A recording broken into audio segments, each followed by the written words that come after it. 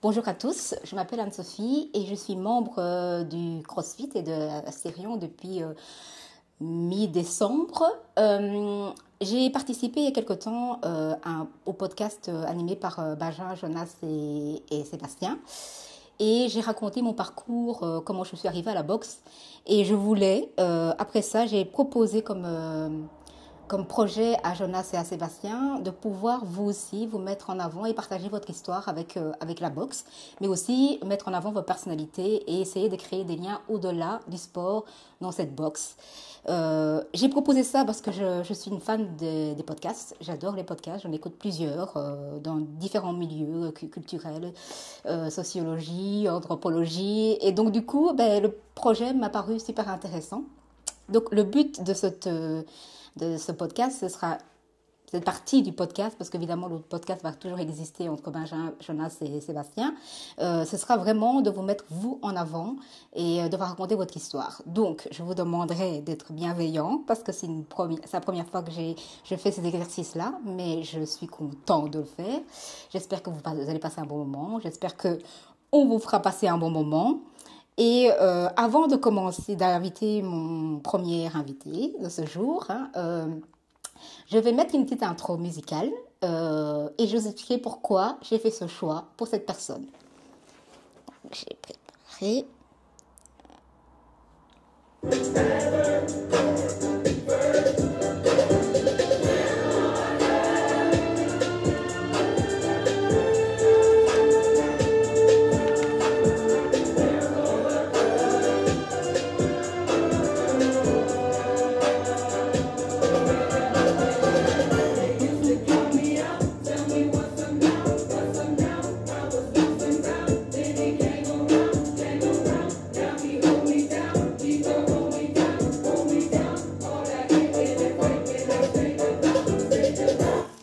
Ok, donc nous allons accueillir la première personne de ce podcast, qui est Benjamin, notre coach. Ok, bonjour Benjamin. Bonjour. Comment allez-vous? Ça va très bien. Tu reviens d'avoir fait un WOD de millicar. Ouais, 2 WOD et un petit entraînement, ouais. Super. Alors, le but de ce podcast, c'est de mettre en avant l'homme que tu es. Mais avant, on va analyser pourquoi j'ai fait le choix de cette musique pour toi. Alors, le choix de cette musique, en fait, je suis styliste, je sais pas si certains ne le savent pas, mais styliste pour hommes. Et pour la collection de Louis Vuitton Homme 2026, l'été 2026, Pharrell Williams, qui est le directeur artistique de cette maison depuis 2 ans, a mis cette chanson-là lors du défilé. Et quand j'ai pensé à notre entretien, je me dis, ça c'est une bonne chanson pour lui. Pourquoi? Parce que en fait, il y a un fond gospel derrière cette musique, et le gospel est une musique qui a été créée aux États-Unis lors de l'esclavage, et les esclaves se servaient de cette musique, ce rythme-là, pour pouvoir se redonner espoir dans les champs de mines et dans les champs de coton, pardon, excusez-moi. Et c'est devenu une musique d'église, c'est devenu une musique de l'âme. Et j'ai choisi ce son-là parce que pour moi, tu es quelqu'un qui met tout son âme et tout son être dans ce qu'il fait. Et donc, c'était une manière pour moi de te rendre hommage en disant, ben voilà, on a l'impression que totalement entier quand tu donnes ton cours, même on en discutait l'autre jour avec certains membres, on se disait que même la personne qui est la plus nulle se pense être le meilleur parce que tu es derrière en train de booster. Donc voilà, c'était pour cette raison-là que je voulais absolument mettre cette musique-là. Je te remercie. Et donc il y avait une histoire. Ça me touche énormément, vraiment. C'est waouh, merci. Voilà. Alors, un petit portrait express que je connais de toi. Okay. Je sais que tu es liégeois. Ouais. De corps et d'esprit. Oui. Voilà. De cœur, surtout et de cœur. Je sais aussi que tu es un philosophe dans l'âme, que tu es un penseur au quotidien, que tu es fan de manga, que tu es un lecteur passionné et toujours en quête d'un nouveau projet. que ton premier crush était Power Rangers Rose. Ça, tu me l'avais balancé voilà, en plein milieu. Tu balances une info solide. Ouais, effectivement, bien vu. Ouais, ça date. Hein, oui. Et je te surnomme, moi, le Colombo, parce que tu parles de ta femme, souvent. Tout le temps. Ouais, c'est vrai, et tout donc, le temps. madame, si vous nous regardez, sachez que vous avez un homme qui est super amoureux de vous et qui parle de vous tout le temps. Il y a de fortes chances qu'elle le voit. Donc, ça c'est bien, c'est très bien. Voilà. Et je ne sais pas, mais je vais vérifier ça si c'est vrai, mais il me semble que tu avais dit que tu avais travaillé dans une école de malentendants ou avec des personnes avec des personnes malentendantes, ouais, ça a été tout un... Tu disais que c'est pour ça que tu faisais avec tes doigts. Ouais, exactement. Ouais. Donc je me rappelais de ça. En fait, j'ai eu des malentendants du côté de Namur. En fait, il y a une école de malentendants là-bas. Ouais. Et si tu veux, ils faisaient du crossfit dans la salle dans laquelle moi j'étais. Ouais. Et en fait, j'ai juste, étant qui je suis, j'ai juste trouvé ça génial d'apprendre en fait certaines bases pour pouvoir leur demander comment ça allait, monter, prendre du repos. Et c'est vrai que j'ai gardé des tics et des tocs un peu en mode ok, très bien. Et d'ailleurs, ça fait rire beaucoup de gens parce que les gens sont en mode mais genre on t'entend. Oui, mais moi voilà, c'est resté en fait. Voilà, tout à fait. Et donc du coup voilà, c'était pour être sûr que j'avais bien retenu les petites choses que je savais sur toi. Très fort. Alors, les premières questions que j'ai à te poser, je sais que tu as lancé ton propre business et que tu es un entrepreneur. Tout à fait. Est-ce que c'est tous autour du sport ou il y a autre chose dans cette entreprise que tu as lancée? Alors oui et non, c'est-à-dire que tout est intrinsèquement lié plutôt au bien-être. Oui. Donc je t'avoue que moi j'ai fait 10 ans de restauration, donc ça n'a rien à voir de base. Mais j'ai eu 15 vies, donc on va en parler. Oui. Et en fait le bien-être c'est vraiment quelque chose qui est hyper important, mais pour moi, plus que le physique, ça a été le mental. J'ai vraiment eu des moments où c'était très compliqué et on en parlera très certainement. Et en fait, c'est ce qui fait que quand on a eu l'interview ensemble, que tu as discuté justement du burn-out et tout ça, ça m'a autant touché. Mais en fait, tout est lié au bien-être, physique et mental. Et alors, la grosse spécialité, c'est anxiété et dépression. D'accord. Qui va chercher tout ce qui est trauma, burn-out, deuil, même si j'aime pas trop dire que je suis spécialisé là-dedans, mais malheureusement, la vie fait que j'ai de la bouteille. Parce que j'ai perdu des gens que j'aimais, c'est pas plus compliqué que ça. Mais que plutôt que d'essayer de trouver des excuses pour ne pas faire, j'ai essayé à travers ces expériences de créer des opportunités. D'accord. Donc tout n'est pas autour du sport, mais tout est autour du bien-être. D'accord. Et ça consiste quoi? Tu suis les gens avec le sport? Tu utilises le sport pour les suivre? Oui, tout le temps. D'accord. Donc la base, c'est quand même le sport, mais tu t'adresses à des gens qui sont au niveau de la santé mentale. Ouais, en fait, j'ai 2 grosses casquettes, qui est préparateur physique et préparateur mental. Okay. Alors pour rire, je dis toujours, je suis un psy qui fait porter des trucs lourds. D'accord. Ok. C'est un petit peu l'idée. Moi, j'avoue que j'ai toujours été dans la psychologie, même sans le savoir. J'avais 10 ans, j'avais déjà des discussions comme ça, un peu comme tu dis, philosophe dans l'âme, mais un peu. On m'a régulièrement dit j'étais une vieille âme. Alors on y croit, on n'y croit pas, mais a priori, ce serait peut-être pas mon premier voyage sur cette terre. Voilà. Okay. J'y crois pas. En tout cas, moi, je ne suis pas contre. Je reste l'esprit ouvert. Donc, c'est marrant que des gens qui ne se connaissent pas me disent la même chose. Donc, je trouvais ça assez particulier et pertinent pour le coup. Donc, je me suis dit, OK. Et en fait, ce que je fais, c'est que on est dans un monde où il y a beaucoup de combats dans la tête et il n'y a plus de capacité d'exprimer à travers le monde réel. Moi, j'appelle ça la physicalité, donc rendre les choses palpables. Et en fait, ce que je fais, c'est que je rends conscient les traumas, les difficultés, les problématiques à travers l'intellect. Donc, je rends conscient ces choses-là. Et une fois que c'est conscient, je crée du sens et je crée surtout une identité à travers l'action. D'accord. Et c'est là pour moi le sport. Conscientiser ce qu'on traverse et après mettre en action les choses. Pour créer une nouvelle réalité. Parce qu'en fait, quand tu es juste en train de te dire ok, je ne suis plus, je suis un sportif. Ok, c'est cool, tu as conscientisé, tu commences à vouloir devenir sportif ou sportive. Mais par contre, si tu ne fais pas de sport, tu ne l'es pas, tu ne deviens pas. Forcément. Et donc, pour créer la nouvelle réalité de la personne dans la tête, du coup, moi, j'ai pas trouvé mieux en fait pour le moment que le sport ou le mouvement dans sa globalité. Ok. Je sais que tu es aussi que tu animes la coaching school. Ouais. Donc, ma question est de savoir, est-ce que cette envie pédagogique d'enseigner est quelque chose qui existe en toi depuis longtemps, ou c'est quelque chose qui est né après avoir traversé des tempêtes, ou pas, c'est quelque chose qui a toujours été en toi et que maintenant tu te permets de faire sans jugement? C'est une super question. Je pense que oui, ça a toujours été là, mais j'ai commencé à l'assumer après avoir vécu un gros moment difficile où en fait j'ai commencé juste après ça, j'ai commencé les sports de combat et en fait la toute première fois où j'ai vraiment voulu être un pédagogue officiel, c'est après la confiance que m'a donné les sports de combat. Où j'ai voulu en fait donner des coachings de Krav Maga, de boxe, des choses comme ça. Mon niveau est pas hyper élevé là-dessus. Bon, j'ai quand même 4-5 ans de bouteille, mais j'ai plus le cœur que la tête. On dit souvent ça. Mon coach me disait toujours, tu sais pas te protéger, mais t'as le cœur. Mais bon, il y a un moment, il faut de la technique aussi. Donc, cette envie pédagogique, elle a toujours été là, mais j'ai mis beaucoup de temps, en tout cas de mon point de vue, pour oser l'assumer. Et surtout, après l'avoir assumé pour moi-même, oser l'exprimer. Parce que en fait, c'est bien d'être pédagogue envers soi-même, mais a priori, si tu veux apprendre, c'est aussi aux autres. Et j'avoue que la coaching school, c'est une consécration là-dessus. D'accord. Parce que c'est quelque chose parce que j'ai regardé évidemment tous vos podcasts que vous avez sur Astérion. Je trouve que tu as une manière de reformuler les choses. Et puis, en même temps, je me dis être pédagogue, c'est aussi transmettre avec le cœur. Parce que quand tu es passionné par quelque chose, finalement, il n'y a plus rien qui t'arrête. Tu n'es pas dans le jugement toi-même, et puis les autres prennent cette énergie que tu renvoies. Et donc du coup, je trouvais que finalement, ça me paraissait logique que tu fasses ça. Enfin, maintenant, je te connais pas depuis assez longtemps pour pouvoir dire, oui, c'était logique qu'ils deviennent pédagogues, mais j'ai l'impression que ça coule de source en toi, la manière de reformuler les choses. D'ailleurs, je l'ai dit à plusieurs personnes que ça m'avait... autant je venais dans les cours que tu donnes le mardi, pour le côté fun, le côté dynamique, le côté bienveillant. Mais j'ai découvert à travers le podcast que tu étais quelqu'un de très profond, de très philosophe un peu aussi, mais aussi de plus intelligent que je le croyais. C'est gentil. Moi, je prends ça comme un compliment.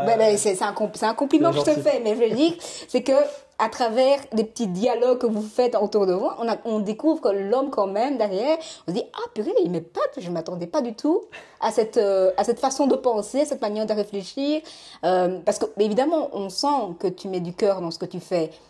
Mais après, mettre des mots sur l'homme, c'est un peu différent. Mais bien que je pense qu'on apporte qui on est quand on coach. Il n'y a rien à faire. Je pense. La philosophie m'a sauvé la vie. Moi, je suis quelqu'un de très sensible. Je ne vais pas dire j'étais, parce que je le suis toujours. C'est juste que j'ai appris à créer des armes, mais aussi à me créer une armure, tant physique que mentale. Et émotionnelle, je n'ai pas peur de le dire non plus, qui me permettent en fait de maintenant utiliser l'arme de ce qu'est cette sensibilité. Moi, je dis toujours aux gens, je ne suis pas empathique, je suis hyper empathique. Sauf que quand tu as un gamin de 5 ans qui ne sait pas pourquoi tout est dur, en fait, tu ne sais pas t'exprimer. Et en tant qu'homme, je sais que les dames, parce que je coach 90% de femmes, j'ai une énergie comme ça. Et c'est ok, moi je préfère travailler aussi avec les gens qui ont la même énergie que moi. Tout à fait, absolument. Mais par contre, la philosophie m'a sauvé la vie parce que avec la philosophie, j'ai appris à comprendre qu'en fait, il n'y avait pas qu'une vérité. Donc je me suis dit, ok, ce serait bien quand même de s'instruire, d'apprendre, d'aller chercher des courants philosophiques qui me permettent moi de me construire. Et donc en fait, cette sensibilité, j'en ai fait une arme, mais surtout une armure. Et puis après, être assez fort. Ça t'a aidé d'abord toi, avant de pouvoir aider les autres. C'est la base, être fort pour être utile. Oui, tout à fait. Alors, je voulais savoir un petit peu cette école, au cas il y a des gens qui nous regardent et qui ont envie d'être formés à la coaching school. Comment fonctionne-t-elle? Quelle est votre philosophie? Et comment les gens peuvent venir s'inscrire ou comment font-ils pour savoir que ça existe? Alors déjà, c'est à nous de faire le boulot un peu plus. On en parle régulièrement avec Jonas. En fait, on est assez timide là-dessus parce qu'on se permet l'erreur. On se permet l'erreur parce que c'est la première année. Et cette première année, j'ose le dire, elle est incroyable. Honnêtement, on a des gens d'une qualité humaine, professionnelle, d'un sérieux incroyable. Franchement, moi j'avais ouvert à 10 personnes. J'ai eu 23 ou 24 appels. Donc ça veut dire en one-on-one. En fait, c'est moi qui faisais tout ça parce que c'est mon projet. Et Astérion me permet de concrétiser ce projet. Donc en fait, c'est notre projet à nous, mais c'est moi qui amène l'école. Donc en fait, l'idée c'est que ça passe par un one-on-one, un appel, pas par un souci d'élitisme, mais par un souci de est-ce qu'on est sur la même longueur d'onde, est-ce qu'on est des âmes qui résonnent. Tout à fait, Et en fait là, tu vois, j'avais bloqué à 10 personnes, j'ai eu 24 appels, et j'ai peut-être 5-6 personnes qui ont dit c'est pas pour moi, mais tous les autres, je peux pas dire que je les ai recalés, mais j'aurais dit c'est pas le bon moment.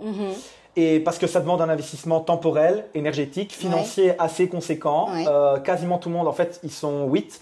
Et il y en a 7 qui ont pris 1 an et une qui a pris 6 mois en me disant clairement, je prends 6 mois parce que là, pour le moment, je ne peux pas le prendre. Mais je voudrais prendre plus. Donc, il y a l'ouverture qu'on peut étaler ça sur… Ouais, complètement. Donc, l'idée, c'est de faire 3 mois, 6 mois ou 1 an. D'accord. Okay. Donc ça, c'est vraiment l'idée. Après, je t'avoue que septembre, pas de cette année 2025, mais de l'année 2026, ce sera la prochaine rentrée. Et en fait, on se donne la permission avec Jonas et Seb de justement repenser un peu tout. D'accord. L'intérêt ici, c'est que moi, par exemple… un bilan de la première année. Moi, je suis quelqu'un qui n'a pas du tout peur de tomber parce que je me relève à chaque fois. Et pour moi, c'est l'erreur la plus fondamentale d'un entrepreneur qui n'ose pas. C'est qu'il y a beaucoup trop de gens qui n'osent pas faire par peur de tomber. Or, l'important, c'est pas de pas tomber. L'important, c'est de tomber et de se relever. Et pour moi, cette coaching school, elle se construit encore plus avec les gens que moi-même. Moi, en fait, je dis aux gens, l'important de tous les élèves de la coaching school, donc là, je répète, ils sont 8 sur 10, c'est, OK, moi, je veux répondre à tes questions. Évidemment, j'ai des idées, et c'est comme je dis, je peux parler pendant 4 heures tout seul, je fais aussi des podcasts, mais c'est pas le but. Le but, c'est d'échanger et de répondre à ton questionnement, parce qu'en fait, en répondant à leur questionnement, c'est comme on avait dit avec Jonas et Seb, un petit peu en mode publicité, mais en fait, c'est des vraies réponses pour des vrais problèmes. Ok. Et je pense aussi que ça apporte un plus parce que, étant donné que vous êtes 3 personnalités différentes, avec des points de vue différents et avec des expériences différentes, mais des valeurs similaires. Et des valeurs similaires, ce que j'allais dire, ça apporte un plus aux élèves qui viennent au coaching parce que je me dis, tu as accès sur la santé mentale, donc c'est un truc que finalement tous les coachs n'ont pas eu dans leur formation. Donc, et on est de plus en plus.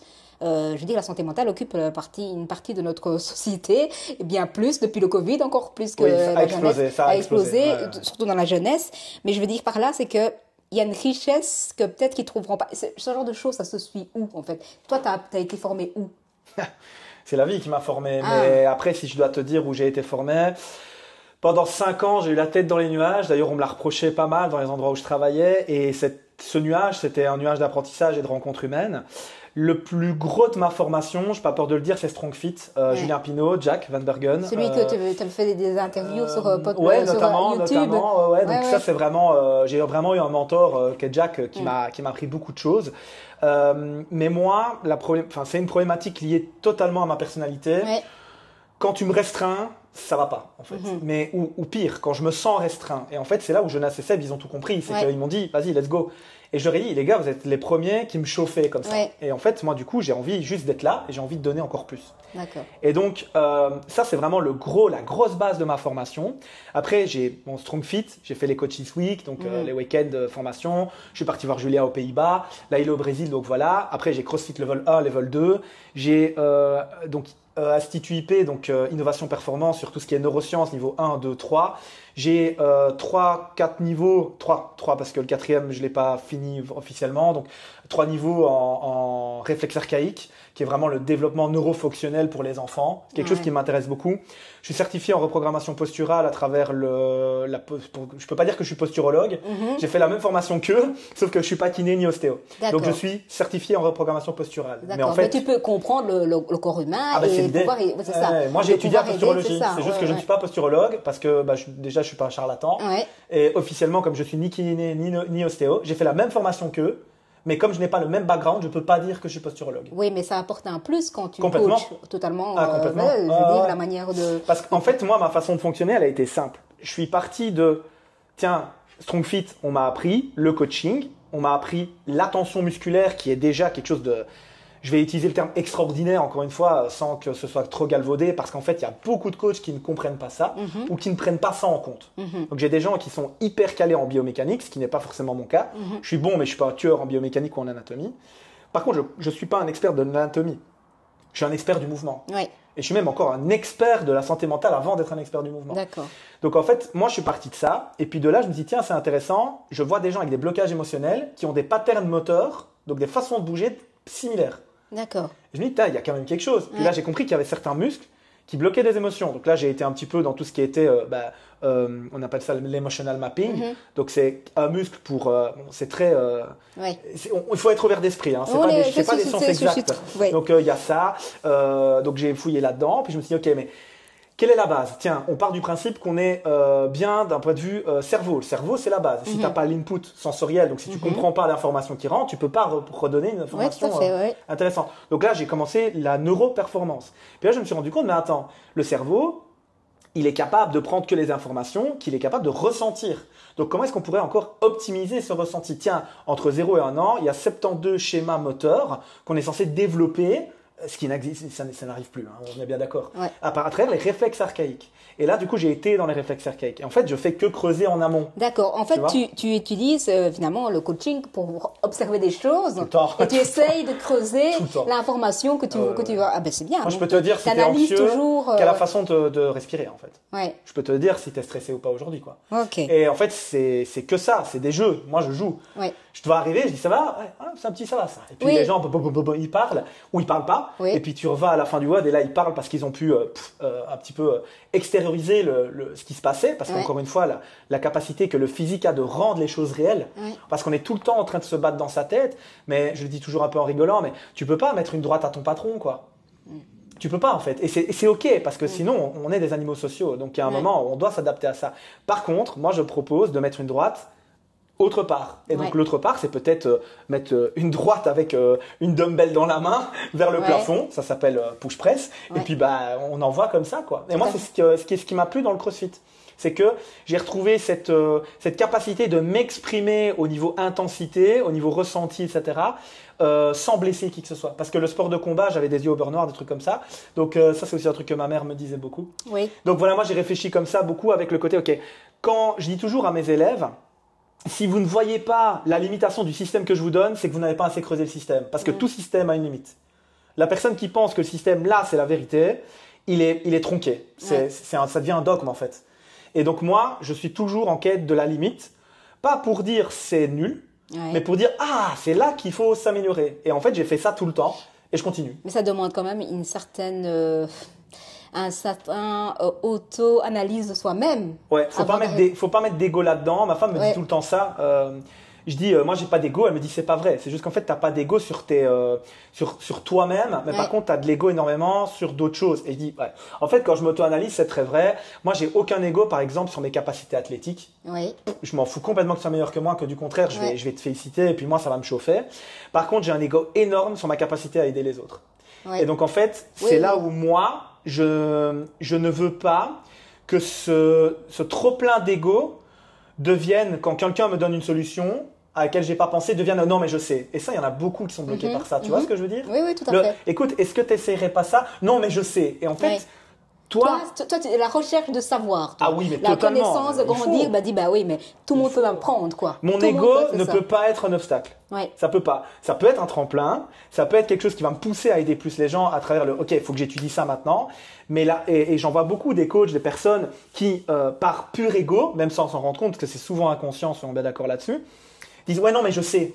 Et en fait ils ne testent même pas ce que tu as proposé, mais en testant. Et moi souvent, et je le fais beaucoup avec toi, c'est je fais vas-y teste et on feedback après.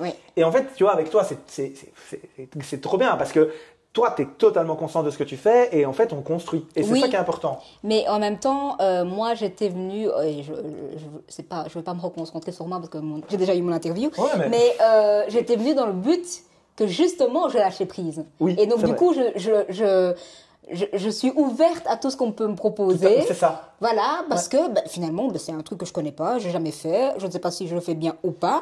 Et puis, en même temps, je pense que c'est le burn-out qui m'a appris ça. Je crois que ça m'a appris à être moins dans le contrôle et à lâcher prise en disant, écoute, en fait, tu croyais que tu étais la plus forte, tu croyais que tu étais la meilleure, tu croyais que tu pouvais tout faire sans problème et finalement, la vie t'apprend que finalement, non, tout ce que tu croyais, il faut remettre tout en question et donc du coup, apprends à lâcher prise. On est fort, mais pas invincible. Voilà, tout à fait. Ça.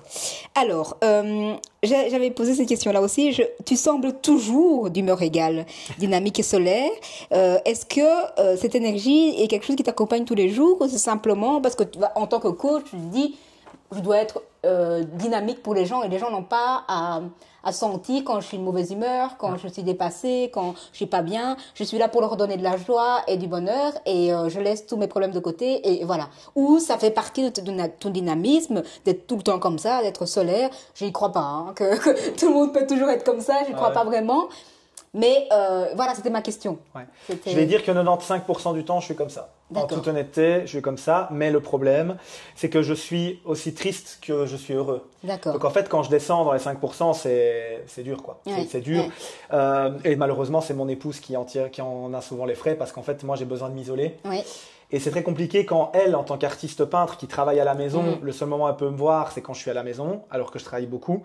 Et que moi, le seul moment où je peux essayer de récupérer un peu, c'est quand je suis à la maison. Voilà. Donc on a deux énergies très opposées là-dessus. Maintenant, tu vois, je suis aussi beaucoup, je m'énerve. Et puis je dis, je suis désolé, j'ai fait de la merde, c'est ma faute. Et en fait, c'est là où elle est bienveillante avec moi. Ça l'ennuie, mais elle me dit, c'est OK. Parce que du coup, je vais dire que vraiment, en toute transparence, je suis tout le temps très haut dans l'énergie. Mais en fait, c'est simple pour moi d'être comme ça. Parce que je coupe et je vis le moment présent. Et en fait, ce qui se passe, c'est que je m'auto-nourris des énergies des gens, que j'auto-nourris moi-même avec mon énergie. En fait, c'est juste c'est un donné et un rendu. Donc en fait, je vais être un peu fatigué après le WOD et tout ça, mais pendant le WOD, si les gens sont chauds, moi je vais être chaud. Et en fait, c'est pour ça, c'est la petite histoire. C'est pour ça que je vous chauffe toujours quand vous arrivez au tableau. Tu vois, que je dis comment ça va. Et puis des fois, ça, non, 3, 2, 1, comment ça va. Et là, ça monte.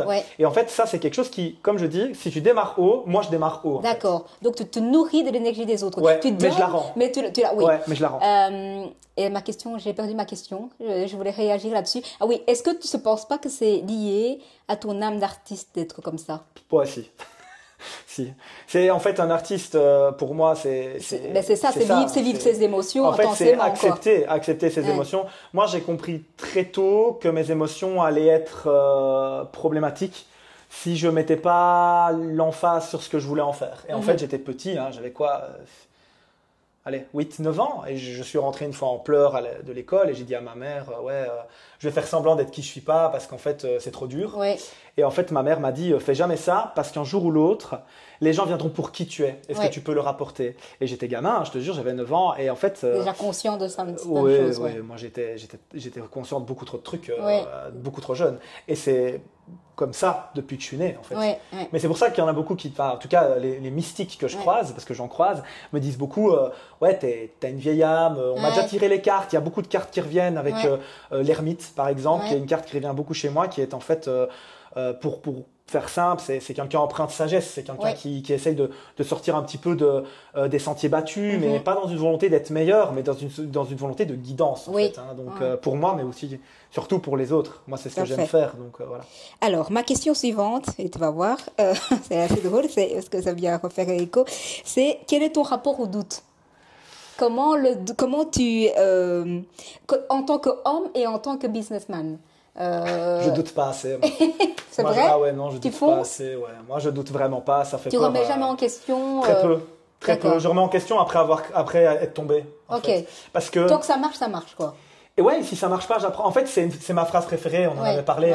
Qu'on dit que c'est Nelson Mandela, mais c'est je ne perds jamais. Soit je gagne, soit j'apprends. Et en fait, la première formation en développement personnel que j'ai fait, je l'ai fait après une grosse rupture très compliquée. Je venais de me mettre avec mon épouse maintenant, du coup, donc ça date, ça fait presque 10 ans. Et en fait, j'ai décidé d'oser. D'accord. Juste à la fin de cette formation-là, on avait en fait un truc à faire qui était briser un petit peu la croyance qu'on considérait la plus limitante dans notre vie. Et en fait, j'avais 26-27 ans et moi, la croyance la plus limitante, c'était que j'osais pas. Donc, c'est-à-dire que tout ce que je faisais, j'étais tellement passionné, j'étais tellement dedans que souvent ça marchait, je ne savais pas, et je suis incapable de dire pourquoi, mais ça marchait. Et en fait, je me suis dit, mais en fait, mec, ose. Et ce qui est marrant, c'est que j'ai raté beaucoup de choses, plus qu'avant, mais par contre, toutes ces choses-là m'apprennent. Et après, je deviens plus fort. Et donc, ce qui est marrant, c'est que les gens maintenant, je dis toujours à mon père, les gens me payent à hauteur de la capacité que j'ai à régler leurs problèmes. Donc en fait, plus moi j'ai fait d'erreurs, plus j'ai eu accès à des problèmes, et plus en fait j'ai d'expérience, et plus on me paye. Donc c'est un peu paradoxal, mais j'ai transformé le doute en quelque chose de non rentable, parce qu'en fait c'était plus rentable pour moi de ne pas douter et d'essayer que de douter et de pas faire en fait. Parce que pour moi le doute il amène ça, tu vois. Il amène la non-action. Mais c'est parce que je me dis toujours que le doute vient avec l'âge aussi. Que quand on est jeune, finalement, on est plus fonceur. Et puis, plus on vieillit, plus on a reçu des déceptions, évidemment. Plus on remet en question, est-ce que vraiment je suis douée pour ça? Est-ce que vraiment je suis vraiment cette personne que je pensais être? Vraiment. Mais voilà, je me dis, si c'est toi, tu continues à ne pas douter et à continuer à foncer. Moi, je doutais plus quand j'étais petit, en fait. Moi, j'ai fait le chemin inverse. Mais encore une fois, j'ai choisi la confiance et j'ai travaillé la confiance en soi plutôt que de choisir le doute. Ça veut dire quoi? La confiance, pour moi, il y a 3 gros piliers. Il y a l'extérieur. J'ai eu cette chance absolue qu'est ma mère. C'est pas plus compliqué que ça, honnêtement.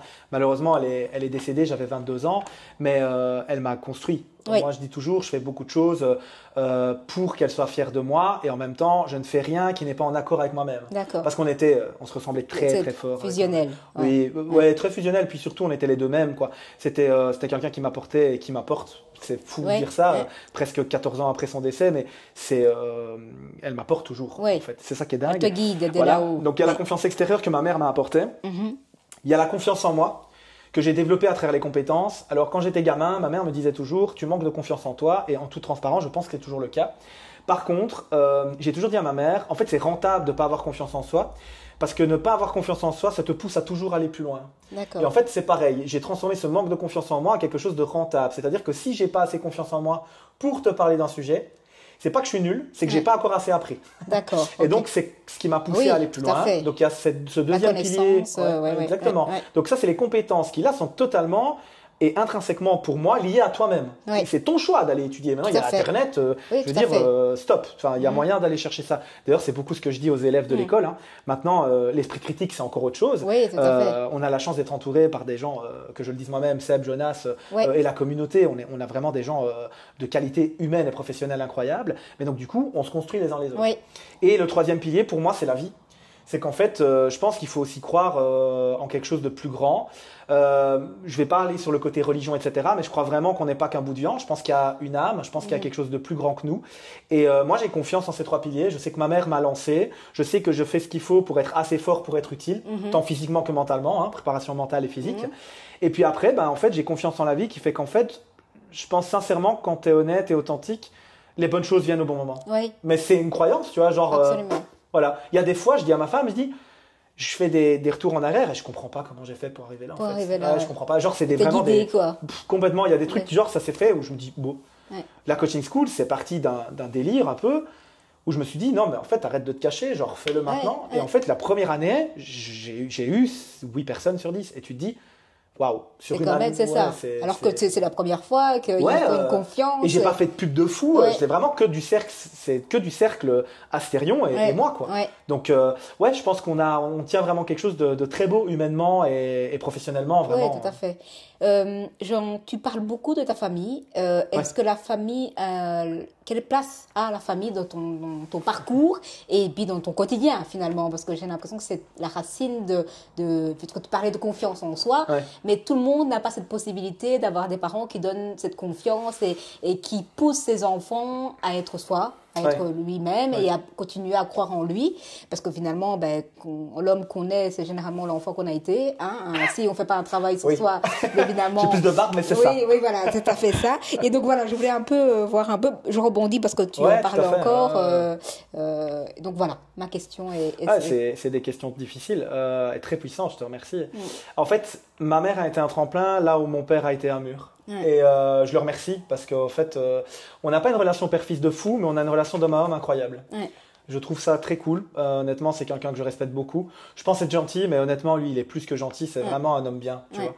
Par contre, il n'a jamais compris, je pense qu'il ne comprendra jamais qui je suis. Parce qu'en fait, lui, c'est un maçon. Il prend des blocs, il met des blocs et il gagne de l'argent en faisant ça. Et en fait, je trouve ça extraordinaire parce qu'en final, c'est un créateur aussi. Mais c'est aussi quelqu'un qui, fondamentalement, a fait en sorte de pouvoir gagner assez financièrement pour pouvoir aider les autres. Donc en fait, ma bienveillance et ma gentillesse, elle vient pas que de lui, mais beaucoup de lui. Là où ma mère m'a permis justement, elle avait un caractère, elle faisait 1m55, elle était hyper énervée. C'était vraiment une petite espagnole hyper énervée. Et elle m'a appris... originaire espagnole alors. Ouais, ma mère est 100% espagnole et mon père 100% italien. D'accord. Donc eux, ils sont nés en Italie, en Espagne. Moi, je suis né en Belgique. Donc, et en fait, ça m'a vraiment permis d'avoir cette ambivalence aussi. Là où mon père me disait, tu fais jamais assez, ma mère me disait, tu es assez, tu te suffis. Et donc, j'ai juste... les équilibres des deux côtés. Et là, en fait, où j'ai dû développer quelque chose de très compliqué, c'est le caractère. C'est quand maman est décédée. Quand maman est décédée, en fait, j'ai dû développer le caractère. Mais là, je suis tombé en dépression. J'aurais été incapable de te le dire. J'avais 22 ans, je perdais mon pilier. C'était compliqué. Et là, j'ai arrêté l'école, j'ai arrêté tout ce que je faisais pour aider mon père. Parce qu'on avait une 50aine de personnes qui travaillaient pour lui à ce moment-là. Et on avait trois sociétés. Et en fait, j'ai tout lâché. J'ai dit, maintenant, je vais t'aider. Jusqu'à mes 30 ans. Donc, j'avais 8 ans. J'ai donné 8 ans à la famille. En disant, voilà, pendant 8 ans, je me pose pas de questions et je bosse et je fais ce qu'il faut. Je m'en plains pas parce qu'honnêtement, l'Eureka, la restauration m'a appris la vie, m'a appris la débrouille, m'a appris à gérer mon anxiété. On dirait pas comme ça, mais avant la restauration, je pouvais pas regarder quelqu'un dans les yeux. J'avais trop peur, en fait, j'étais trop timide. Et en fait, la restauration m'a vraiment appris tout ça. Et c'est ce qui, maintenant, les gens, ils disent, c'est pas possible, mais je dis, si, vraiment. À 22 ans, j'étais incapable de regarder quelqu'un dans les yeux. Donc, ça, en fait, la famille, je vais pas te mentir, je suis quand même un peu le vilain petit canard. Il n'y a pas grand monde en fait, il y a personne dans ma famille qui me comprend. Quand on a un esprit d'âme et de vieille âme, et en plus qu'on est un peu, comment dire, artiste, mais les artistes sont toujours mal compris. Compliqué, et en fait, c'est pour ça que moi, maintenant, ma famille, c'est avant tout mon épouse. C'est mon épouse avec qui là on se comprend très bien. Et ce qui est marrant, c'est qu'on se chauffe tout le temps. Je dis toujours, c'est moi le calme dans le couple. Ah ben, faut pas se demander. Donc il faut imaginer le couple. C'est celle qui donne des cours de coaching.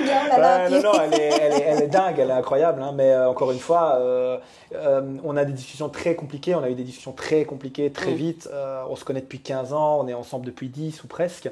Donc, tu vois, il y a cette idée de est-ce que tu veux le mieux pour moi? Oui. Est-ce que je veux le mieux pour toi? Oui. Viens, on reste ensemble. En fait. Je sais pas, j'avais entendu ça, un thérapeute de couple qui disait que pour qu'un couple fonctionne bien, il y avait est-ce que la bienveillance et des bonnes intentions derrière, tout à fait. La communication évidemment, et aussi une manière de désamorcer la dispute et dire ok, là on est occupé à partir dans des conflits, je vais aller me reposer ma tête et puis on en discute après. Il faut savoir, je pense que si j'ai un conseil de couple à donner, alors il y en aura deux, parce qu'il y en aura un de ma femme et un de moi. Le premier, c'est de ma femme. Honnêtement, moi, ça a changé ma vision du couple, mais complètement. Le couple n'est pas une checklist, le couple est une entreprise.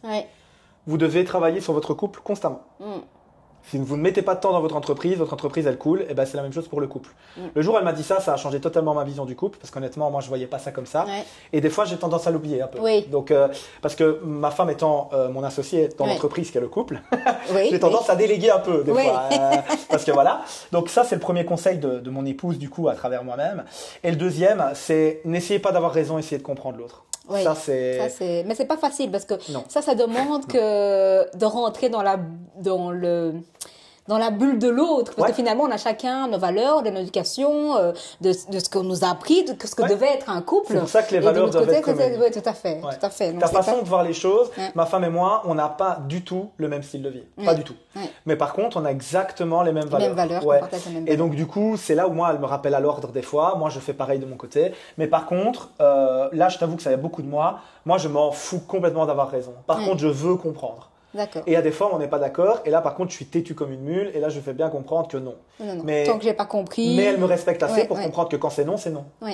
Mais s'il faut mettre de l'eau dans son vin, 9 fois sur 10, c'est moi qui vais le faire. Mais ça fonctionne dans notre couple comme ça. Parce qu'en fait, moi je m'en fous, ça me coûte rien. Tu vois ce que je veux dire?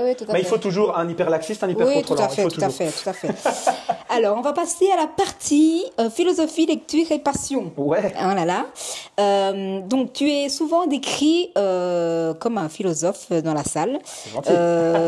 Comment est née cette facette de toi? Tu as déjà dit une partie de ça, de ce que tu as traversé. Parce qu'évidemment, je pense qu'on ne devient pas philosophe, on n'apprend pas à auto-analyser ce qu'on vit pour passer à autre chose sans avoir traversé des moments difficiles. Exact. C'est sûr. Je pense que le meilleur professeur est la douleur. C'est malheureux. Mais... Maintenant, tout le monde ne devient pas philosophe parce qu'il a souffert. Non. Voilà. C'est des choix. Ça demande une certaine remise en question, un certain approfondissement mais finalement... qu'est-ce que je veux apprendre, où je veux aller, qui je suis vraiment, et qu'est-ce que les autres m'ont apporté derrière ça. Et donc j'ai une question, question du bac qui a été posée en bac en 2015 en France, qui disait suis-je le passé je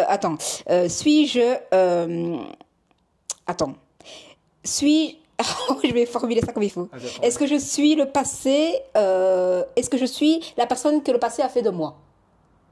Donc, quelle lecture fais-tu de ton parcours jusqu'à présent? Moi, je pense que c'est impossible de ne pas utiliser son passé. Maintenant, il y a toujours la même chose. Il y a des gens qui vont utiliser le passé pour se victimiser et devenir en fait un boulet pour la personne que tu veux devenir. Et puis, il y a des gens qui vont saisir les opportunités. Moi, j'ai choisi d'être le leader de ma vie, d'être l'acteur de ma vie.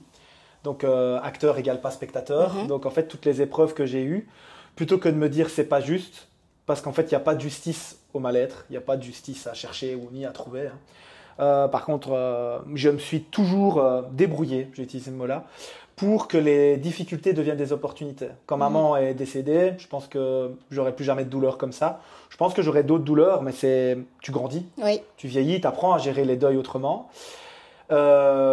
C'est un trou, quoi. C'est un trou dans la poitrine, un trou noir, tu te fais absorber, tu n'es plus là, tu n'existes plus, tout ce que tu pensais exister. C'est vraiment un truc de fou, hein, ça. C'est ce qui en fait était une dépression et je ne le savais pas à l'époque. Mais en fait, je me suis dit, je veux plus jamais. Moi, je veux que personne vive ça. C'est ce que je me suis dit en fait. C'est impossible. Non, on est d'accord. Mais par contre, la volonté que j'avais de vouloir faire en sorte que personne ne vive la douleur que j'ai eue, ça a été la première étape dans mon chemin de thérapeute en fait. D'accord. Donc ça a été l'autre qui a été ton moteur. T'imagines que c'est même pas comment faire pour que moi je ne vive plus ça, mais c'est pour que les autres ne vivent pas la même chose que moi j'ai vécu. Je sais pas si c'est triste ou pas, mais l'autre est toujours c'est jamais moi le premier. Je fais les choses pour moi être un minimum bien. Mais je fais les choses pour être bien, pour pouvoir aider les autres. D'accord. Tu vois ce que je veux dire? Donc en fait, je dis toujours, moi je suis un égoïste bienveillant. C'est-à-dire que j'essaye de prendre du repos pour pouvoir prendre soin des autres. Mais honnêtement, j'ai pas la réponse de c'est bien, c'est pas bien. C'est que moi ça me convient parce que j'aime ma vie. Tu vois? Et à côté de ça, il y a des moments où j'ai pas l'énergie pour mon épouse et ça c'est un peu dur. Donc il y a toujours mieux à faire. Tout à fait. Mais moi je suis heureux quand je vois des gens heureux. Tu vois ce que je veux dire? Quand tu apportes aux autres, c'est ça qui te nourrit. Ok, alors, tu parles souvent, je voulais savoir un petit peu s'il y avait des philosophes qui t'inspirent particulièrement plus que d'autres dans ton choix de lecture. Moi, c'est Spinoza qui me... Spinoza, très fort Spinoza. Je suis un peu moins calé Spinoza. Moi, c'est beaucoup la philosophie stoïcienne pour le coup. Donc j'aime Marc Aurèle, c'est vraiment la base. Marc Aurèle, si vous ne savez pas ce que c'est la philosophie stoïcienne, lui c'est vraiment ta pensée pour moi-même que moi personnellement j'ai eu beaucoup de mal à lire, mais j'ai beaucoup aimé la personne et en fait il a une citation qui pour moi résume tout le stoïcisme. Donc c'est la philosophie de pensée du stoïcisme qui n'est pas être stoïque, hein. C'est important, c'est pas la même chose. Donc le stoïcisme c'est donne-moi la force de changer ce qui peut l'être.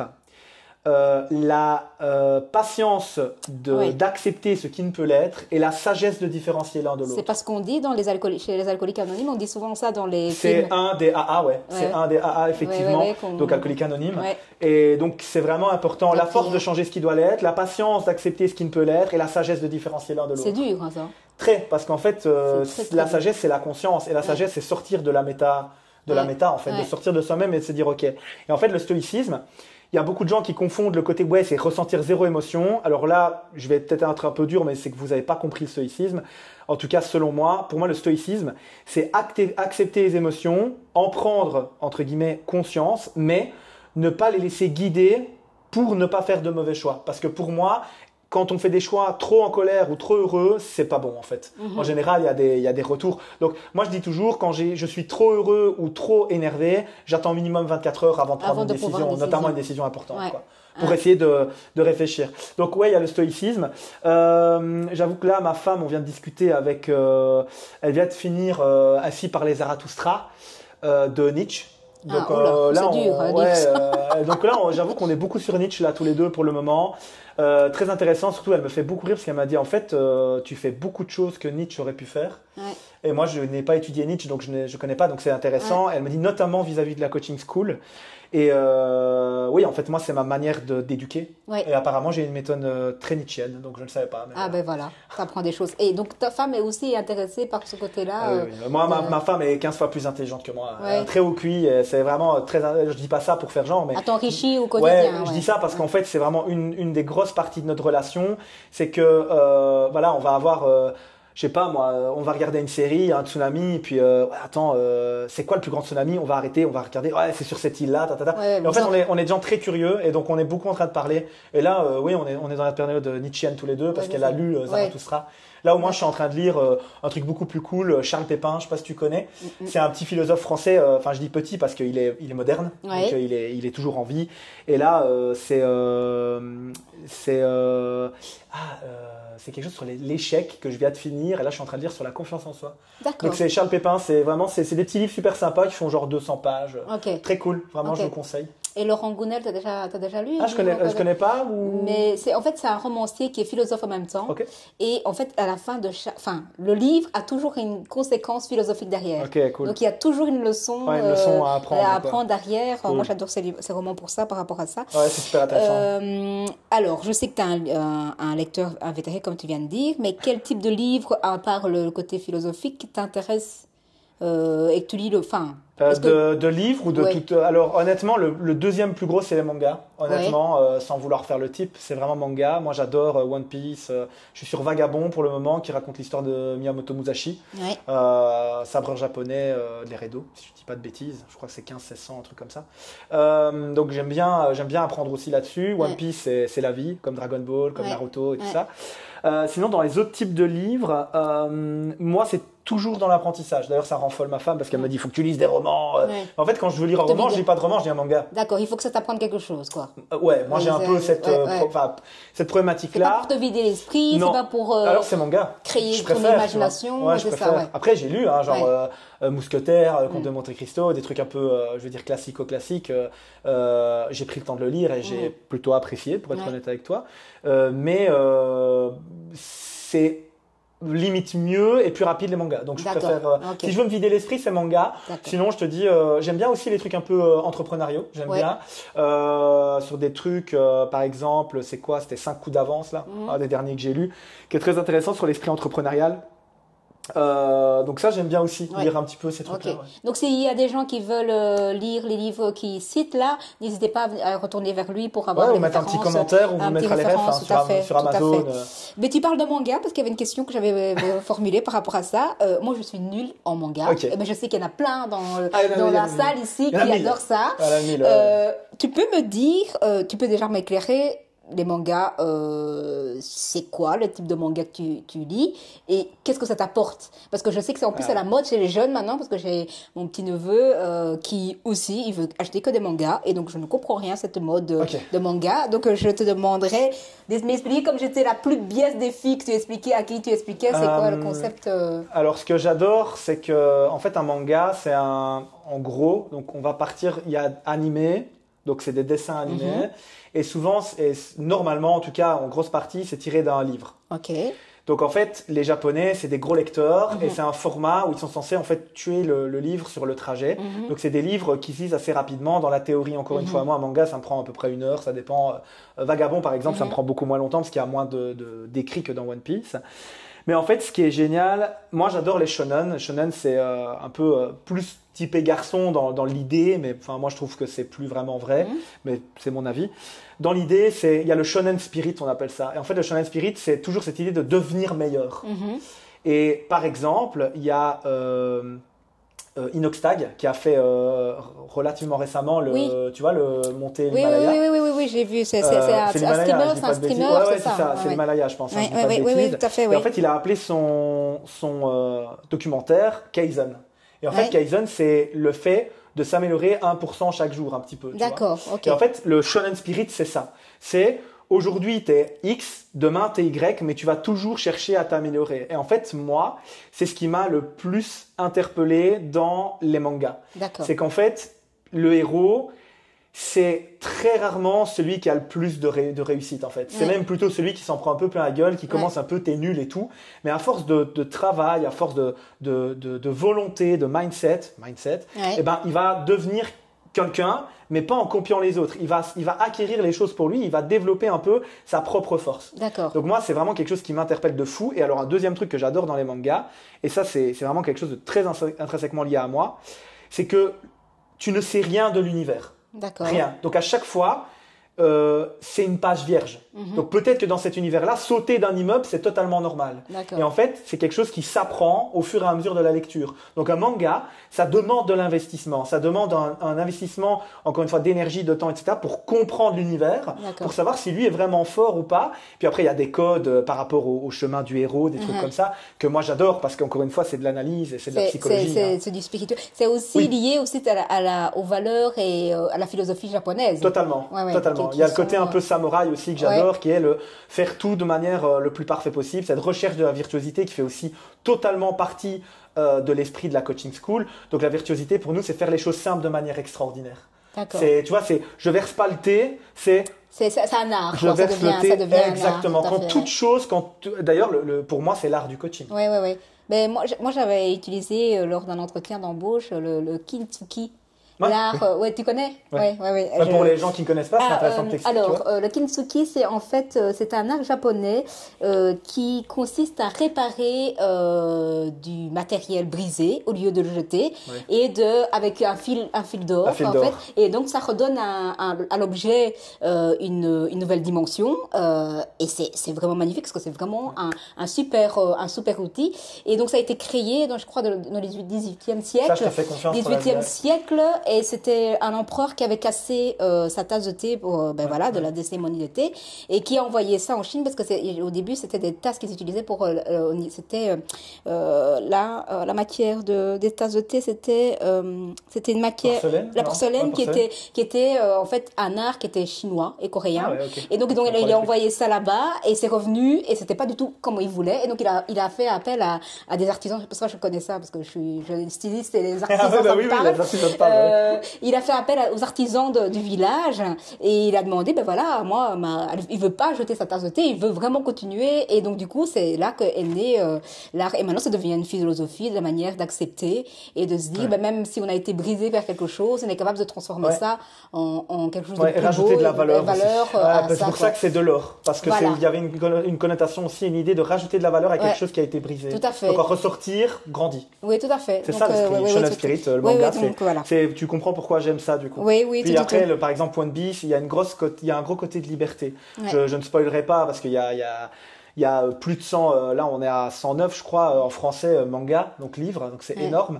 Mais il y a une grosse notion de liberté qui pour moi est la valeur fondamentale de ma vie en fait. Moi je veux être libre. Donc, la question suivante était basée sur le fait, est-ce que tu as un idéal de personne que tu voudrais atteindre ou est-ce que quelqu'un qui t'inspire en disant oui, moi, en tant qu'homme, c'est ça que je veux devenir ou tu es déjà peut-être devenu la personne que tu avais envie d'être, mais que ce soit spirituellement, que ce soit business, dans le business, que ce soit humainement, est-ce que quelqu'un qui... Là, je comprends l'idée. Oui, tu comprends l'idée. Alors, c'est marrant parce que j'ai eu cette discussion il y a une dizaine de jours avec ma femme. J'ai des mentors. J'ai des modèles, mais il n'y a personne que je voudrais être. Ce qui est un peu bizarre parce que je pense qu'au final, on voudrait peut-être tous être un peu quelqu'un d'autre ou quoi, je pense. Mais moi, pas du tout. En fait, je suis tellement content avec la vie que j'ai. Après, attention, il y a des athlètes ici qui me motivent, que j'aimerais bien, à qui j'aimerais ressembler. J'ai des mentors business à qui j'aimerais ressembler dans leur façon de créer de la plus-value, de gagner leur vie. J'ai des mentors en naturopathie, de par leur connaissance et leur manière d'amener l'humain, la thérapie, tout ça. En fait, c'est des gens qui m'inspirent, mais je n'aimerais pas être eux. Parce qu'en fait, je pense que j'ai atteint un stade de connaissance de toi, et de connaissance de moi où, en fait, je m'aime, tout simplement. J'aime qui je suis, sans faire semblant. Ça, c'est important aussi, quoi. Tu vois ce que je veux dire? Oui. Mais pas forcément, parce que tu dis que tu peux t'aimer et aimer qui tu es et vouloir atteindre un idéal. Alors, il y a toujours plus. Encore une fois, Shonen Spirit, on reste dans l'idée manga. Mais par contre, je ne veux pas toujours être plus en devenant quelqu'un d'autre. D'accord. Tu vois ce que je veux dire? Alors après, évidemment, l'évolution fait que, comme disait ma femme, il y a 10 ans, tu coachais pas. Il y a 6 ans, tu te lançais dans le coaching en tant qu'entrepreneur. Et en fait, je me dis, oui, c'est vrai, en fait, il n'y a pas grand-chose. Ça va vite, quoi. En fait, mais encore une fois, moi, les doutes... oui, je me pose des questions comme tout le monde. Je ne vais pas faire le type qui doute jamais. Mais par contre, pour moi, le doute, ce n'est pas quelque chose de cohérent pour éviter quelque chose. D'accord. Tu vois, c'est genre on y va. Et... Donc, en vrai, je suis très content avec qui je suis. D'accord, ok. On va passer au parcours sportif et à ton rôle de coach. Ouais. Est-ce que tu as toujours été sportif? Est-ce que Non. dans ton enfance, c'était quelqu'un d'un enfant sportif du tout? Donc, c'est venu à partir de quel âge? Le vrai, je dirais 16, 15, 16 ans. Ouais. Et tu as commencé par quel sport? En fait, il y a plusieurs phases. Donc, mon père est très sportif. Ouais. Il a fait beaucoup de foot et il aurait pu atteindre du très haut niveau, mais il a choisi ma mère. Je le remercie. Comme quoi, le cœur a toujours dirigé la famille. Hein. C'est la famille. Mon père le dira jamais, ça, mais oui, c'est 100%. En tout cas, mon papa est comme ça aussi. C'est juste qu'il s'en cache derrière les blocs. Mais c'est la pudeur du pays. La pudeur de l'italien de 60 ans. Exactement. Exactement, t'as tout compris. Donc, en fait, j'ai essayé de faire ça pour lui faire plaisir. J'ai fait du foot.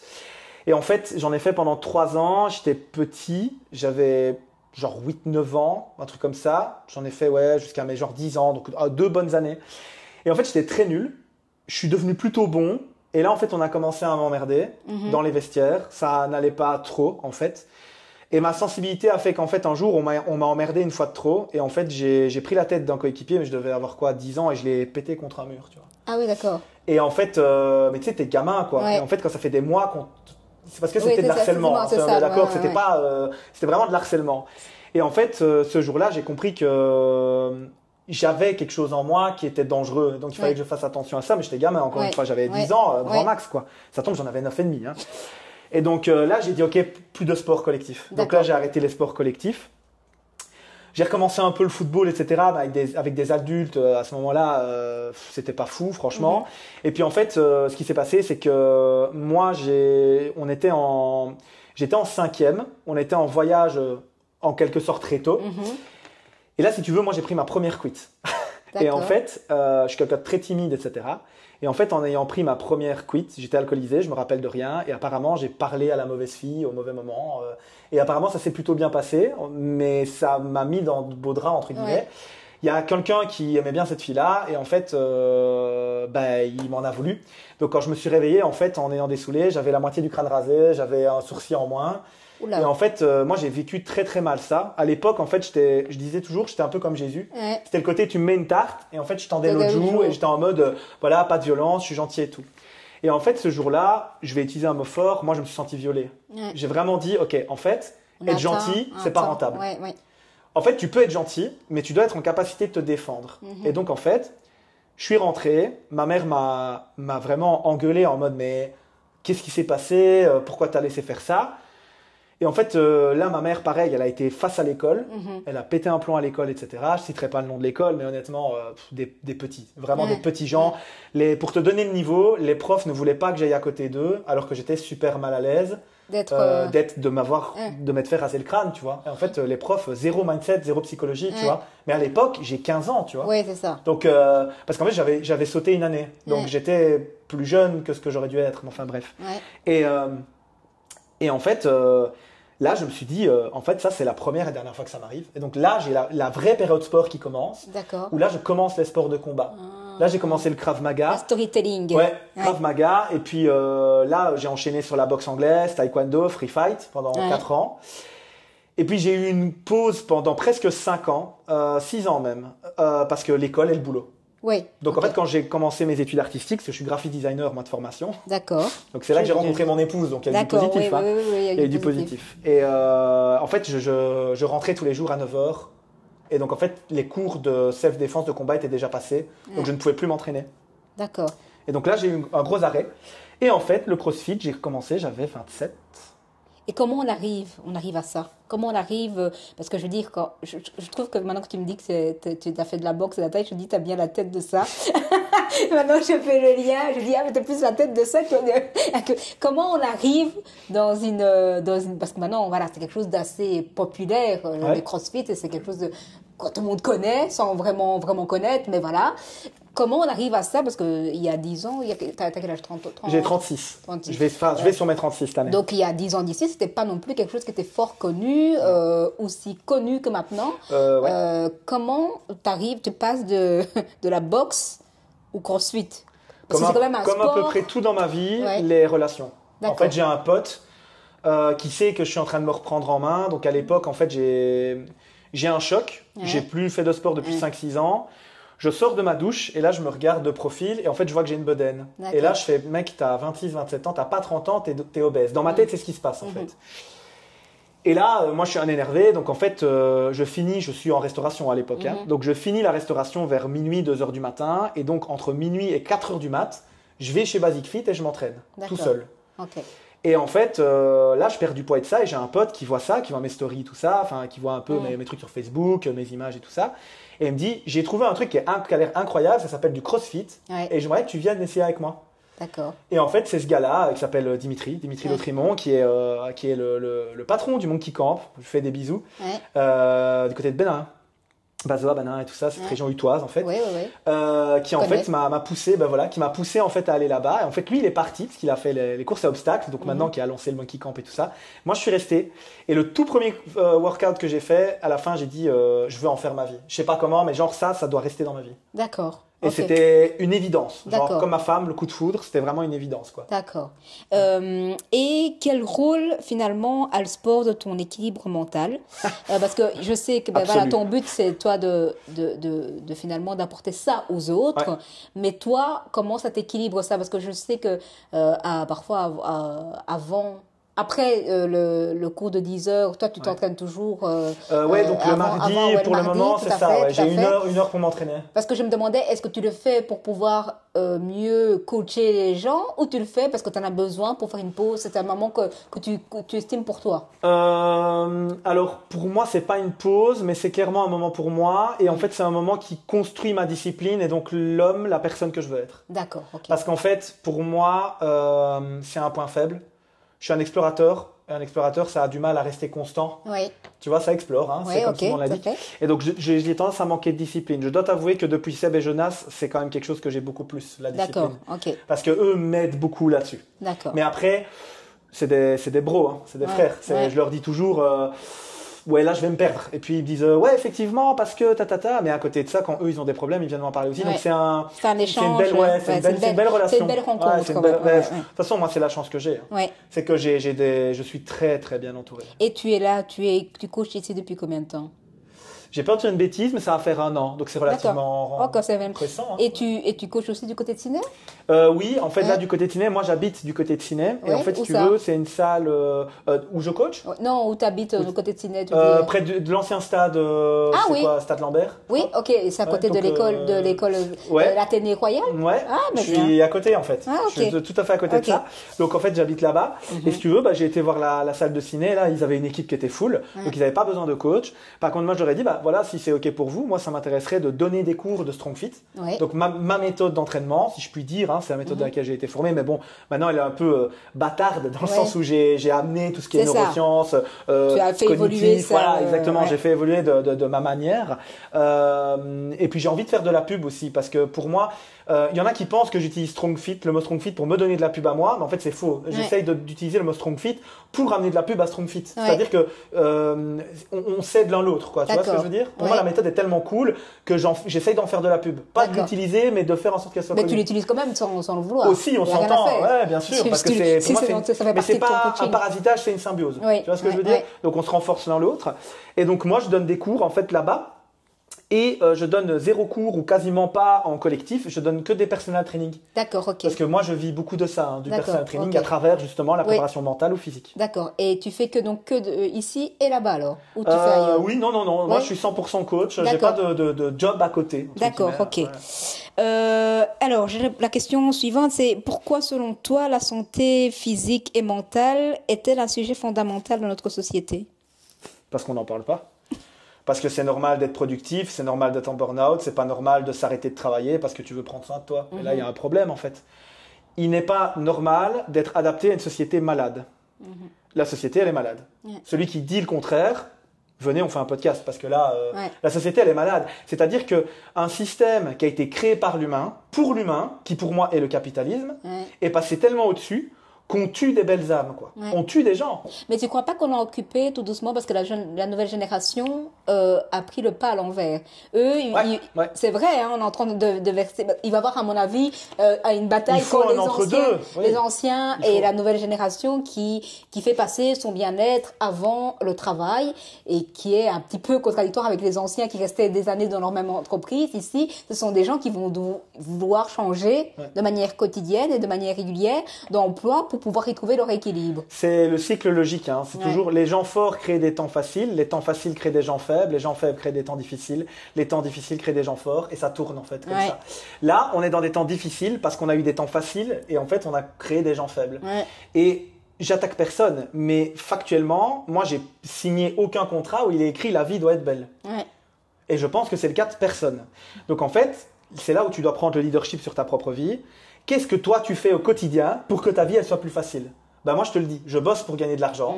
J'aide les gens pour avoir une idée, un peu cette ikigai, cette façon de voir la vie, qui est je suis bon dans ce que je suis, j'aime ce que je fais, le monde en a besoin et je gagne ma vie avec ça. Et donc, en fait, je pense que la santé mentale et physique, elle est simplement mise de côté parce que maintenant, le but de la société, pas des gens, de la société, qui est aussi une invention de l'humain, est d'être productif, pas heureux. Et pour moi, ça, c'est une erreur. Oui. Parce qu'on a tendance à dire c'est la faute de la société, mais la société est composée de gens et c'est les gens qui font des choix. Et donc du coup, je me dis toujours c'est un peu trop facile de dire oui, mais enfin c'est la société qui nous pousse à, alors que tu es capable de faire tes propres choix et d'agir en fonction. Le choix facile, c'est quoi? C'est rester en train de regarder Netflix ou aller s'entraîner 1 heure à la place de regarder le film. Le choix facile, c'est Netflix. Le choix facile, c'est quoi? C'est continuer à rouspéter le mec ou la femme avec qui tu es depuis 15 ans et il t'emmerde, mais c'est facile. Donc tu vas faire quoi? Tu vas aller voir ailleurs, tu vas aller faire n'importe quoi. Ou assumer, accepter les choses, avoir la discussion qui fâche ou partir, entre guillemets, en essayant d'avoir un bon terme. La solution facile, c'est de faire semblant. Et en fait, la société, la problématique, elle est là. C'est qu'en fait, tout le monde prend les solutions faciles. Et puis ils s'étonnent qu'ils ont une vie difficile. Mais en fait, c'est comme ça. C'est choix difficile maintenant, vie facile plus tard. Alors après, tu as des gens qui vont dire « Ouais, mais c'est maintenant que c'est important. » Ok, mais qui tu veux être? Moi, je veux pas être le mec du choix facile. Je veux être le mec du choix juste. Et le choix juste, des fois, seulement des fois, il est facile. Mais c'est rare. Hein, mais parfois, enfin, on va pas jeter la pierre à quelqu'un des choix compliqués parce que parfois, tu es engendré dans des conflits, dans des problèmes qui font que parfois, tu as envie juste de vider l'esprit et ne pas chercher à combattre et être machin. Et donc, faut pas, on n'est pas là pour juger qui que ce soit. On est simplement dans la philosophie qu'on a ici et dans le sport. Voilà, c'était ton point de vue que je voulais avoir. Mais voilà, je sais que j'ai travaillé dans un cabinet médical où il y avait vraiment des gens qui venaient avec des problèmes familiaux, des problèmes sociaux, des problèmes de santé, des problèmes d'argent.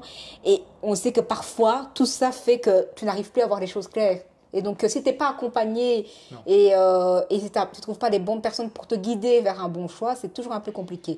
Donc voilà, on n'est pas là pour jeter la pierre aux gens qui ont du mal. Je te dis, moi, 90% du temps, encore une fois, pour ne pas dire 99%, les gens que j'accompagne, je leur demande de ralentir, pas d'accélérer. Et en fait, c'est un truc qui revient beaucoup, c'est un truc de fou parce que tu m'as demandé de me calmer et en fait, j'ai jamais été aussi solide sur mes mouvements de gym, ma force, mon bien-être dans mon couple parce que forcément, je travaille aussi sur des choses comme ça. Mais c'est vrai que quand on arrive, parfois on peut arriver hyper énervé à la salle parce que on vient de s'énerver avec un client ou un collègue. Et donc, le fait d'arriver et de... En fait, je crois que moi, j'ai besoin des 3 minutes de cardio pour pouvoir laisser tomber la pression. Avant ça, t'es encore dans ta tête, t'es encore dans l'esprit. Totalement. Voilà. Moi, je te dis, le sport, c'est... Alors, oui, c'est cool d'avoir un beau physique, on va pas se mentir, d'avoir l'air en forme et d'être en forme, c'est encore plus important. Mais moi, c'est beaucoup de gestion émotionnelle, plus qu'autre chose. D'accord. J'avais une question à te poser. Je sais que dans un de tes podcasts, tu avais signalé que toi, tu n'étais pas très compète. Non. Est-ce que tu peux m'expliquer pourquoi? J'aime pas me comparer aux autres, c'est aussi simple que ça. Voilà, mais merci. C'est parce que je c'est aussi simple que ça. Maintenant, encore une fois, je jette pas la pierre parce que c'est cool aussi de se challenger avec les autres. Tu auras toujours des gens qui vont défendre la compétition et en fait, j'ai rien contre la compète. C'est juste que moi, en fait, c'est toujours moi la métrique. C'est jamais l'autre. Parce qu'en fait, l'autre, si l'autre devient la métrique, ça veut dire que ta victoire n'est plus ta victoire. Et aussi, alors, ok, on fait une contextualisation. C'est-à-dire, tu as dormi combien d'heures? Tu manges quoi? Est-ce que tu as des enfants? Tu pèses combien? Tu mesures combien? T'as quel âge? Tu vois, moi j'ai des gens, et franchement, que j'ai connus et que je connais encore, qui font que ça, des compétitions, etc., pour se challenger. Et ça, je trouve ça très cool. Par contre, j'en ai plein d'autres qui vont faire des compétitions, qui vont dire ouais mais lui, ouais mais lui, ouais mais lui. Et en fait, ils vont se créer des défaites. Ils vont créer une énergie, je vais presque utiliser le terme malsain, ouais, c'est ça. Pas quelque chose de positif, qui va rien amener de positif en fait. Et j'en connais des femmes de 42 ans qui ont 3 gosses, qui se comparent à une gamine de 22 ans qui fait que dormir et s'entraîner, parce que elle est dans son année sabbatique, et je juge pas. Mais en fait, le contexte n'est pas le même, quoi. Est-ce que tu penses que c'est lié au phénomène réseaux sociaux? 100%. En tout cas, c'est très corrélé. Oui, parce que je veux dire, quand tu compares oui, c'est ça, les images que tu partent en vacances chaque année, machin. On est dans une période de comparaison. Et en même temps, on est dans une période aussi où on dirait qu'il n'y a qu'une seule pensée. En fait, c'est pas qu'on dirait qu'il n'y a qu'une seule pensée, c'est que c'est cool d'avoir la même pensée que ceux qui sont cool pour le moment. Et ça me rend fou un peu. Oui. Tu vois ce que je veux dire? Oui, je veux dire qu'il n'y a pas de nuance, il n'y a pas de subtilité. Tu as l'impression que si tu vas contre la masse... Oui. Mais ça, c'est la base. C'est la base. Oui. Si maintenant, c'est les mandarines, tu manges des mandarines. Attends, tu manges une pomme? Mais t'es fou, c'est mandarine maintenant. Mais on en est à des trucs aussi basicaux que ça, quoi. Et tu dis, mais ok, explique-moi pourquoi la mandarine, c'est plus cool que la pomme. Il y a des raisons, tu vois. Il y a vitamines, il y a des trucs. Oui, tu peux me donner des idées, mais en fait, oui, mais on s'en fout fondamentalement, parce que tu n'es pas moi. Et qu'est-ce que moi, je viens t'agresser à manger une pomme, alors que regarde ta propre assiette pour manger ta mandarine. Et ces gens-là, dans 3 mois, te diront ah mais non, c'est les raisins en fait la vérité. Et ça passe de dogme en dogme, parce qu'ils ne construisent pas une pensée, ils copient. C'est pas pareil. La question suivante était celle-là. Tu disais que c'est la vie qui t'a appris à être coach, finalement, voilà, en faisant plein de choses. Je pense que oui. Est-ce que, tu as déjà répondu à la moitié de cette question-là, parce que tu dis, tu t'es formé à plusieurs autres méthodes, donc tu as forcément amélioré, apporté un plus à qui tu es. Mais qu'est-ce que, au quotidien, coacher les autres t'apporte, parce que tu disais, évidemment, c'est un échange d'énergie. Ouais. Mais à la fin d'un WOD, qu'est-ce que tu te dis? Est-ce que le fait que tout le monde soit en forme a été jusqu'au bout? C'est quoi pour toi une séance bien réussie? C'est aussi simple que les gens qui sourient à la fin de la séance. En fait, moi, j'ai pas besoin de plus. D'accord. C'est que ça. En fait, je pense être quelqu'un de gentil. Je pense être quelqu'un de compétent, mais entre essayer de te faire avoir un PR aujourd'hui, donc un personal record, de te faire un mouvement incroyable ou quoi, et te mettre de bonne humeur, je vais toujours choisir de te mettre de bonne humeur. Pour moi, c'est vraiment ça l'important, parce qu'encore une fois, santé mentale en fait. Oui. Santé mentale, et puis moi, je veux aussi être quelqu'un qui va aider à construire cette safe place qui est si chère à Astérion. Pour parler d'eux, parce que c'est ici qu'on est, mais l'idée, elle est là. C'est qu'en fait, moi, je pense qu'on a toujours des masques, tout le temps, sociaux, privés, émotionnels, tout ça. Et je veux juste que tu puisses au moins le descendre un peu quand tu es ici. Donc pour moi, si à la fin on check, tout le monde est content, il y a du sourire, et puis à la fin, tu sais, ça reste un peu, ça discute, ma séance, elle est réussie. D'accord. Est-ce que tu as eu des difficultés quand tu es devenu coach de devoir parler devant 15, 20 personnes? Parce que c'est pas... Non, pas du tout? Non, parce qu'en fait, là où j'avais eu du mal, c'était dans la restauration. Oui. Et donc, en fait, dans la restauration, j'avais des files de 20, 30, 40 personnes. Et je te dis, je n'osais pas regarder les gens dans les yeux. Mais il y a un moment où tu dois apprendre, en fait. Et moi, je n'ai pas appris... moi, j'apprends jamais gentil. J'apprends toujours, on me prend dans l'eau, tu jettes et puis tu nages ou tu meurs, quoi. C'est un peu l'idée. C'est un peu résumé de ma vie. Mais oui, en fait, même moi, je me mets dans des situations comme ça parce que je sais bien que si j'ai une sécurité, je vais pas me prendre la tête. Donc, je me mets souvent dans des situations un peu complexes. Mais en fait, je m'en sors tout le temps ou presque, quoi. Tu vois. Pas toujours aussi bien que tu veux, mais tu t'en sors. Donc, non, ça n'a pas été un problème. Ce qui a été problématique, c'est structuré. C'est-à-dire que moi, j'ai pas de tampon entre ce que je pense et ce que je dis. D'accord, oui, mais c'est ça que je dis quand tu es entier. Mais c'est ça, je me dis, est-ce que, c'est la question que je me suis posée en premier, je dis, purée, il n'a pas peur d'être jugé, lui. Il y va 100%, il n'y a plus de filtre. Je trouve ça super. Il y a zéro filtre. Mais ça veut dire que tu as assez confiance en toi pour dire, ben, tant pis. Je suis comme ça, ils me prennent comme je suis. Ouais, complètement. Oui, j'ai 2 de mes plus gros formateurs qui m'ont dit la même chose, sans se concerter. Ils m'ont dit, toi, la difficulté et en même temps ton point fort, c'est que tu as la spontanéité d'un enfant. Ouais. Tu ne réfléchis pas, tu fais ton truc. Et il dit, après, mêlé au fait que comme tu es quelqu'un de sympa et de compétent, tu retombes toujours sur tes pattes. Ouais. Mais ça, c'est aussi le côté commercial. Oui. Moi, je vais jamais, par exemple, si on parle de vente, je vais jamais te vendre quelque chose qui n'est pas positif pour toi. Je préfère ne rien vendre que de vendre quelque chose qui n'est pas bon. D'accord. Et ça, je pense que c'est aussi quelque chose que les gens sentent. Tu vois. Mais ça demande une certaine connexion, directement. Ouais, mais par exemple, regarde, si moi je suis pas bon vendeur, je peux pas te vendre un abonnement, ce qui veut dire que je peux pas t'aider. Oui. Et en fait, ça, c'est ce que je dis beaucoup aux coachs en fait, que je forme aujourd'hui. Mais en fait, quand vous vendez, vous aidez les gens. Ouais. Ah oui, si on ne comprend pas ça, c'est compliqué. Ça. Moi, j'ai jamais eu de problème à ça, en fait. Ouais. Mais après, voilà, je te dis, moi, je fais avec. Je suis né comme ça, en fait. Donc, pour moi, c'est normal. Ok.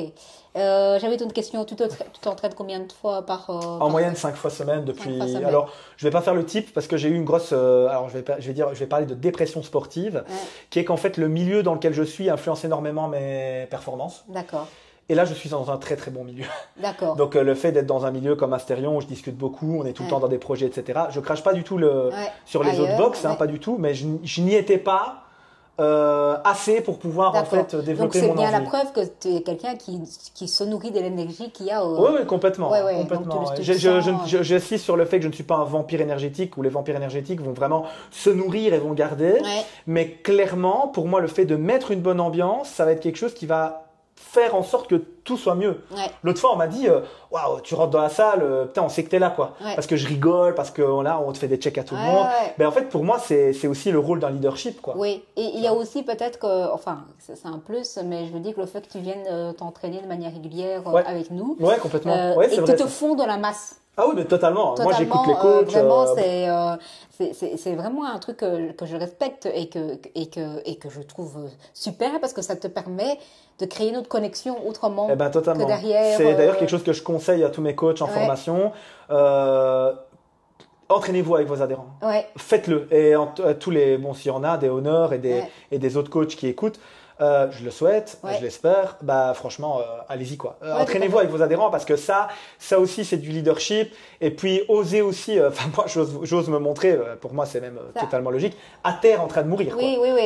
mais ça prouve que peu importe le niveau que tu as, et c'est ce que je dis toujours, moi, c'est ce qui m'inspire le plus, c'est ça qui fait rentrer les gens à la boxe. Que la première fois que tu viens, c'est pas ceux qui font déjà des muscle-up. Quand tu arrives, tu dis, OK, bon, ben, dans 20 ans, j'arriverai peut-être à le faire. Mais c'est ceux que quand tu t'entraînes avec eux, tu te dis, bah, ça fait un an qu'ils sont là, ils galèrent quand même, quoi. Et ça, je trouve que ça crée une connexion. Je dis toujours que la vulnérabilité est quelque chose qui crée plus de connexion que d'être le meilleur, quoi. C'est un gros sujet que tu amènes là. C'était un des sujets d'il y a 2 semaines, je crois, sur la coaching school, où je disais aux coachs, vous ne pouvez pas demander aux gens d'être vulnérables à vous si vous n'êtes pas vulnérable avec eux. Peu importe ce que ça veut dire. Moi, en général, tu me donnes, je te donne. C'est ça. Et en fait, c'est totalement normal. Parce que dans un monde où beaucoup de coachs font comme s'ils étaient Superman, le personnage, j'entends vraiment le côté, moi, je suis intouchable, moi, je suis le meilleur, moi, je suis jamais fatigué, tout ça.